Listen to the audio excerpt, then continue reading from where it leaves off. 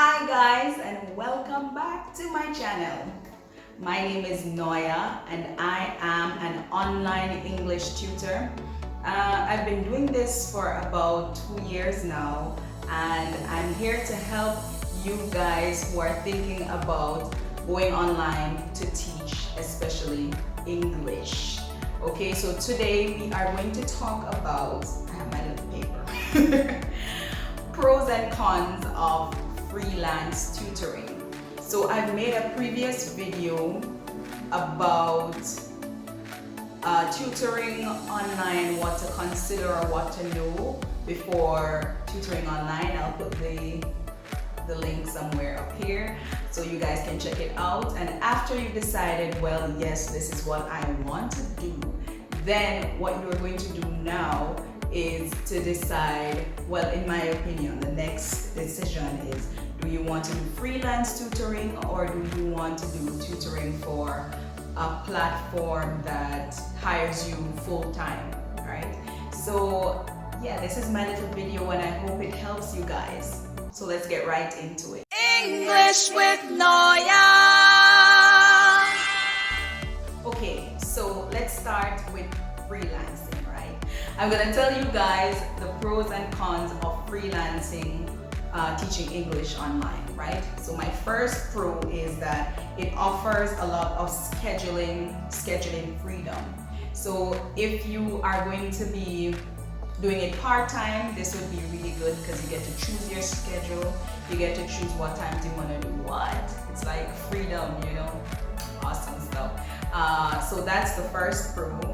The next is you can choose your own prices between 10 to 20 US dollars. So you get to choose what your price is, and normally we have to start off low to kind of get students, but then after you become more popular, then you can raise your price a little more. There are teachers that I have known about who makes at least like $26 an hour, and they also do group lessons, stuff like that. So the possibilities are kind of endless with freelancing because you're your own boss essentially. The next thing is that you are free to structure your own lesson plan and your own teaching style. So again, you are your own boss, so you are the one who gets to choose how you want to do your teaching. If you want to use PowerPoint slides, if you want to use videos, anything that you think, props, depending on what you want to do. So you get to choose. So you get to choose how you want to teach. Freedom, right? The next, you get to choose the type of students. Yeah. So you get to choose type of students based on who you want to teach. So talking about age, gender, if you have a religious thing where you are only allowed to, not gender, sex. So if you're allowed to only teach a woman, if you're a woman or something like that, you get to choose. You can choose adults or students, you can choose teenagers, you can choose whoever you want to teach. So yeah, that makes it even better in my opinion. You can create your own class rules, like for example, late penalties, cancellations, because there are students who book lessons and have you plan the lessons, and then you go and get ready for the class and they don't show up. And I think you're supposed to be compensated, that's my opinion, for your hard work, for your preparation, for reserving your time, because someone else could have reserved that time. Another student maybe wanted it and you said no, give this one first preference because they wanted it, and then yeah. So I think that there should be some type of consequence or something. So it gives you the opportunity to do that, to choose your own. But I'm saying, say that up front so that the students know what they're getting themselves into. Don't just be like, oh, you have missed the class today, so that means that I'm taking payment for the class or half payment for the class or something. Okay, so now that we have looked at the pros, let's take a look at the cons of freelancing while teaching English online, right? Well, freelance teaching English online. Yeah, that sounds better. Okay, so you don't have a sure salary. Of course, whenever you're doing any type of freelancing, it means that you are never sure about how much you're gonna make for that month until I guess you become very confident and stable in what you're doing. And so sadly it's the same thing with English. Also based on the fact that you have sometimes are changing like your prices and stuff like that. Sometimes you want to give students discounts or whatever the case is. It's up to the up to the teacher. So you guys, it's sad that you don't really know your salary. All right, you don't get job security perks. So of course, if you're working full-time for some company or some website, they would give you some type of perks. You would have maybe paid vacation days. Maybe you would get cancellation stuff, like the cancellation consequences. They would be better because you have a structured, place that you're working for, and it has rules and policies, and it would be adhered to, and so you wouldn't have to worry about certain things like that. Even things like bonuses. Even things like bonuses, you would have to see that you won't get something like that. You have to market yourself and search for students, sadly. Because you are your own boss and you're doing your own thing, of course you're going to have to look for your students by yourself. You have to market yourself, you have to create your own videos, things to get your students to be interested in you. And so you will have to do all of that on your own. Also, you have to create your own lessons.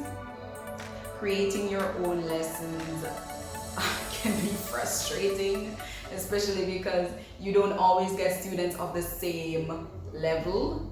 And so you might be creating students for lessons for a beginner student, lessons for intermediate, for advanced, just like all over the place, and you have to make sure that they have something to do each time they have class, and it can be a little stressful. For some people it's liberating, for others it's stressful, and you can understand why, right? The next or the last one I have is you don't always have fixed lesson times.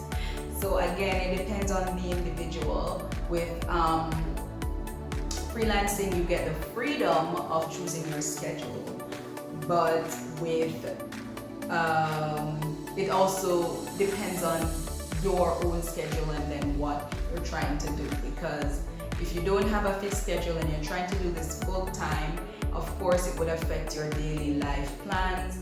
Okay, so since we've talked about freelancing, let's talk about what the pros and cons are for working for a company. Okay, so of course you would, for pros, right? We're starting with pros. Sorry. For pros, you would have a fixed salary, so of course that would be awesome to know what you're gonna get each month. You have job security perks like bonuses and paid vacation, things like that. You won't have to market yourself, so you don't have to worry about certain things like making videos so students can feel comfortable with you or something like that. So that's also a perk. You don't have to worry about that. You don't have to create your own lessons. That is also awesome. So you don't have to create your own lessons. They normally create lessons for you, and you just follow the lesson plan and it's smooth sailing most times. You always, or most, I should say most of them have fixed lessons, especially companies that have you teaching students who are children. So they normally have a fixed schedule because children normally want to have a routine, and parents want their children to say, okay, by this time I do that and that, just like when they're in school. So yeah, that's what I think are some of the pros of teaching with a company. Now let's look at some of the cons. It does not offer you a lot of scheduling freedom, sometimes depending on the company, again because of the fixed schedule, and especially if you're doing it part-time. If you're teaching part-time, it can be a little bit difficult to juggle your full-time job and this job with a fixed schedule. You cannot choose your own prices in most cases. It can be a good or a bad thing, because if the company pays really well, then it could be in the pros section, you know what I'm saying? You are not free to structure your own lessons. So if you're the type of person who likes to do things your own way, I don't think that it would be suitable for you. It would probably stifle your creativity or something like that. You don't get to choose the type of students that you are teaching, because they are providing you, most of them, they provide you with the students. So depending on what company you want to work for, I would advise that you look at the age group of students and decide if they will be the type of age group that you normally teach or you would be interested in teaching. Also, you do not get to create some of your own classroom in terms of penalties and things like that, but it's not too much of a bad con, I think, because a lot of companies, they actually provide you with good backup, so that you will be compensated for your time and energy. But yeah, so those are the pros and cons of teaching English online, freelancing, and versus teaching a company.